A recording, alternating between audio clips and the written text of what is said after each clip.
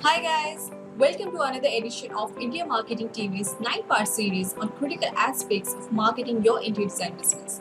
In the previous video, we discussed how you can build your brand. Well, with the brand build, the next important step of interior design marketing is to take your brand online. And the first aspect of going online is to design your business website.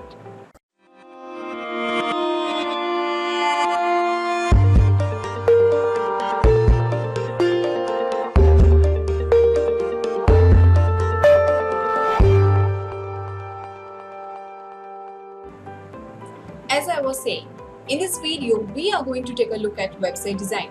Remember, a website is the first point of contact of your business with the online world. And an online presence is what enables you to really scale up your business, targeting the right kind of people with your advertising and offering consultancy services to the clients located in the places distant from your location. Now, in other words, if you really want to scale your interior design business up, you want your advertisements targeted intelligently. If you want to reach out to the clients across a wider geography, you need to go online and have a website of your own. Now, you may have a question, okay, like this is 2019, and as someone setting up their business, you may already know the benefits of going digital. Then why did I spend a few seconds on it, just for the formality? No. I mentioned the basic benefits of going digital because those are the key points based on which websites for businesses are designed. The first thing we need to discuss is the homepage of your website. The homepage is the nucleus of your website and thus your online identity. Now suppose a new pizza parlor has opened in the neighborhood, okay? The store they are entering has a peeling paint, cracked walls and a half visible sign store, okay? So do you think you would visit such a place? Especially with the sign not fully visible, Do you think a lot of people would even know the place exists, right? So it's the same with your website's homepage. A visitor to your homepage should immediately understand who you are and become familiar with your brand identity. And the page design must appeal to the visitor, okay? So the visitor must get the message loud and clear, this is who we are and this is what we do, right? So now, I have noticed a number of my clients, have an idea that the homepage must be a one-stop shop for the visitor. That is wrong. The homepage should be clutter-free and minimalistic in design. The average attention span is just a few seconds, okay? So very few people will stop and read a largely body of content on the homepage, right? So the homepage must be clutter-free and send a clear message about your brand to the visitor. And that's all right? Let's think about it. So what is the point of all of this, okay? Establishing your brand identity and making the homepage attractive for the visitor, right? You want them to take some kind of action, right?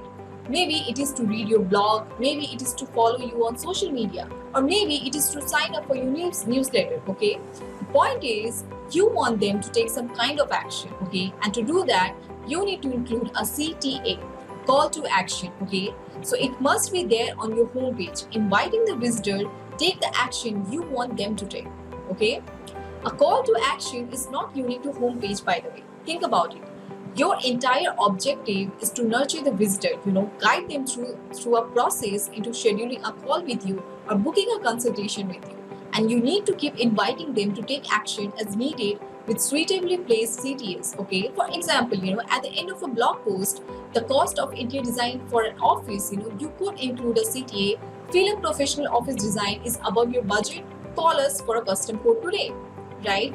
So a homepage must establish your brand, be clutter-free and have CTA, okay? Anything else?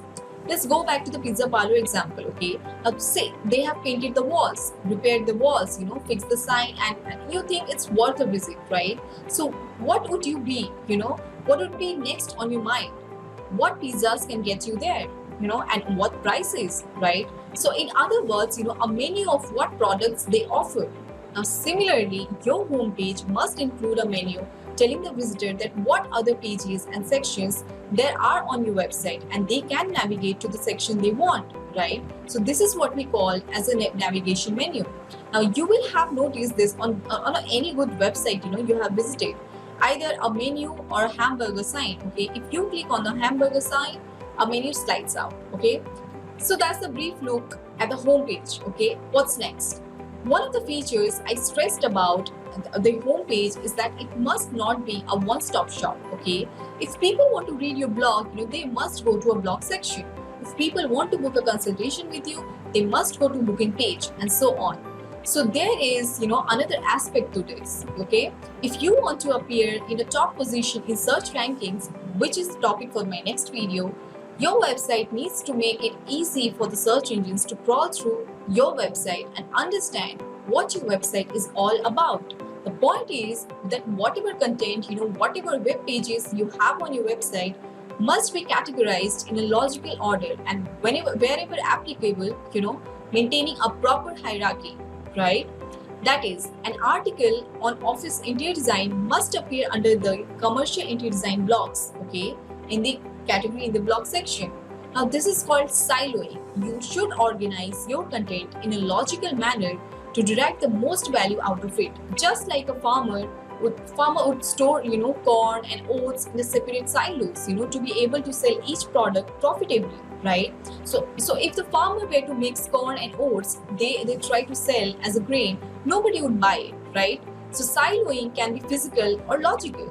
In physical siloing, you structure each web page address to reflect its place in the website hierarchy, okay? For example, the article on office design would have a website address like the name /blog/commercial interior design/office interior design, right? So technically speaking, creating such a website address can create a directory structure for your website that aligns with the various themes you want to present, but that is too much jargon for an introduction to the website design, right?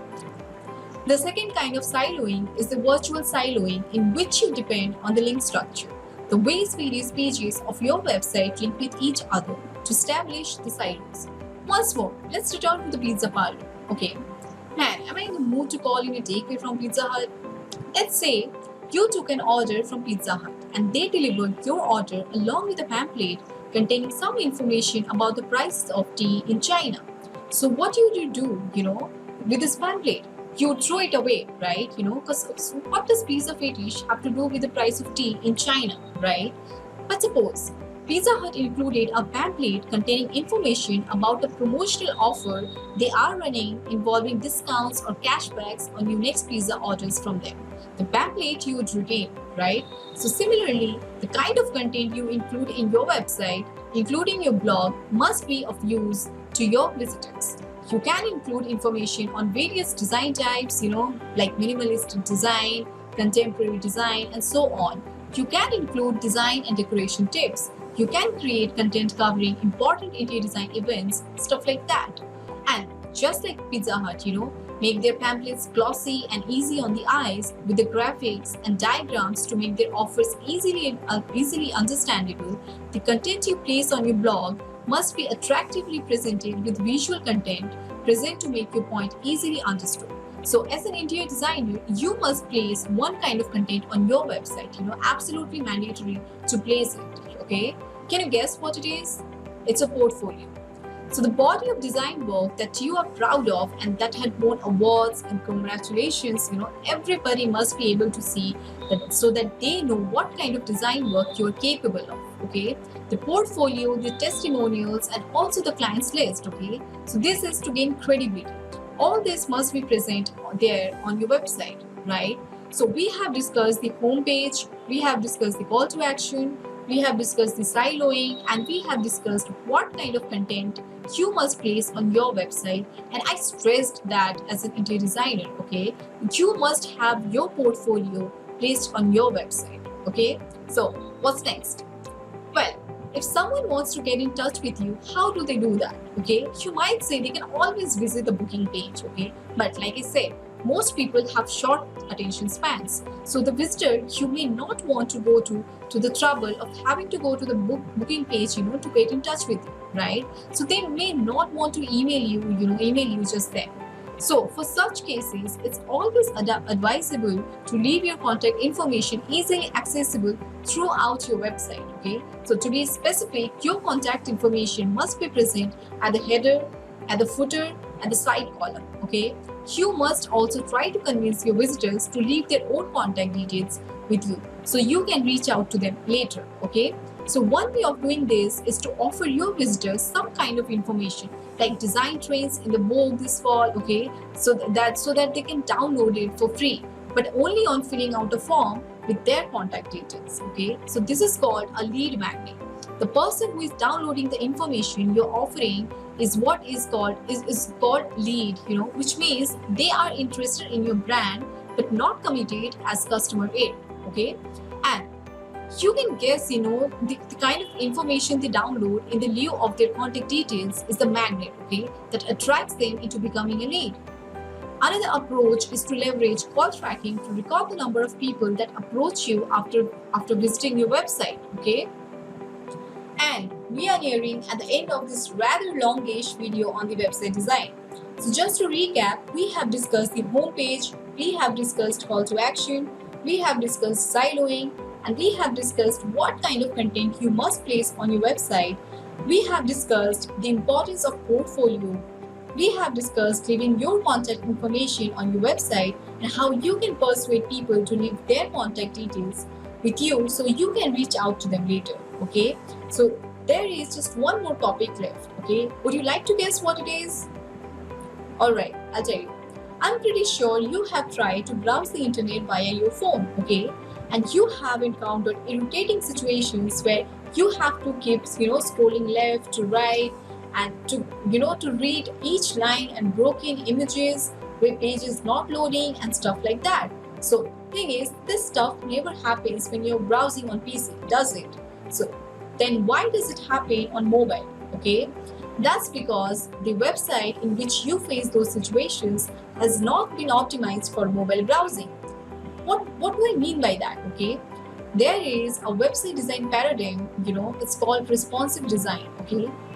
What that means is that a website responds to the device you are accessing it from, okay, and optimizes web pages accordingly. And this is a critical component for website design. Mobile browsing is the future, okay, and you better be prepared for it. So make sure that your website is designed using responsive design, okay? Your server, your host, and your theme should all be responsive, okay? And the next feature your website must have, is relax. That is it, okay? We have reached the end of this video. Now part 2 of Interior Design Marketing 9-part series on critical aspects of marketing your interior design business, okay? So just to recap, in this video, we went over designing your homepage to represent your brand and leave a strong impression on the viewer, keeping your homepage clutter-free, including a CTA right on your homepage and also elsewhere on your website, to persuade people taking some kind of action and going a step closer to becoming a customer. Having navigation menu on your homepage, properly categorizing and dividing your content, and also known as siloing, creating content that visitors find useful, including your portfolio on your website, including contact info details in the header, in the footer, and the side column on every page. Persuading the visitor to give you their contact details so you can reach out to them, making your website responsive so it optimizes itself according to what kind of device you are accessing it from, okay? So in the next video, part 2 of Interior Design Marketing TV's 9-part series on critical aspects of marketing your interior design business, we will discuss how you can conquer search engine results page, okay? That is, when someone makes a Google search that is relevant to you, how do you make sure that your website grabs a position on the first page of the search results, right? So people see your link and click through your website, right? So make sure you tune in.